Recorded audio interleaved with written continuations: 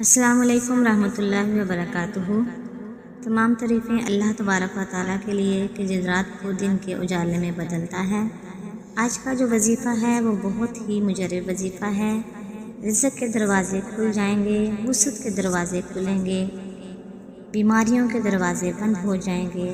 یہ آیت آپ نے صرف 121 مرتبہ پڑھنی ہے اور بس زیادہ سے زیادہ 20 یا 30 منٹ لگیں گے۔ اس کے بعد آپ نے اللہ تعالیٰ کے حضور دعا کرنی ہے اور حسب توفیق اللہ کی راہ میں کچھ نہ کچھ بانٹ دینا ہے۔ اگر گھر کے تمام افراد پڑھیں تو اس کے کمال و فوائد ہیں۔ اس آیت کو پڑھیں۔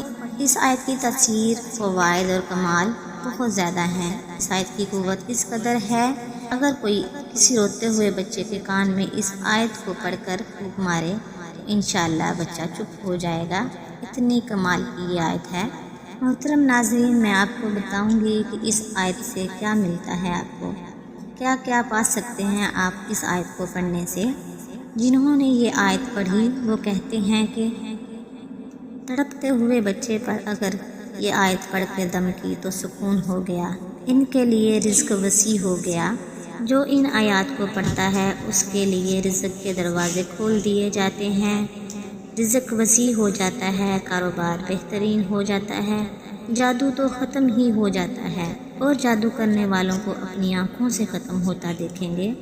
ہر مہینے میں صرف ایک مرتبہ 121 مرتبہ یہ آیت پڑھنی ہے۔ ہر مہینے کی پہلی پیر کی عشاء کی نماز کے بعد 121 مرتبہ یہ آیت پڑھنی ہے۔ ناظرین، صرف 20 یا 30 منٹ لگیں گے۔ کیا آپ اپنی نسلوں کے رزق کے لیے، اپنی دولت برکت کے لیے، اپنی حفاظت، اپنی کفالت، اپنی عزت، اپنی حاجتوں، اپنی راحتوں اور اپنی برکتوں اور اللہ تعالیٰ کی مدد کو حاصل کرنے کے لیے اپنے لیے صرف 20 یا 30 منٹ نہیں نکال سکتے؟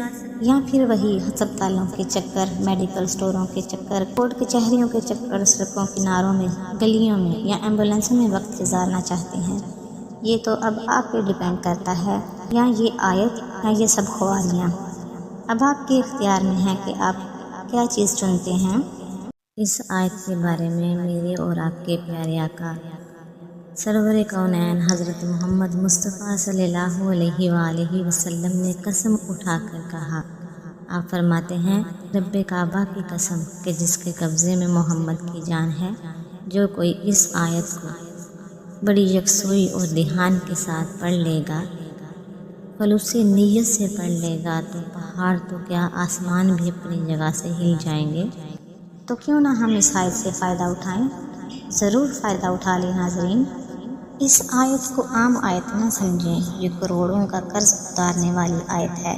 بیماریاں تندرستی میں بدل جائیں گی، مشکلیں آسانیوں میں تبدیل ہو جائیں گی۔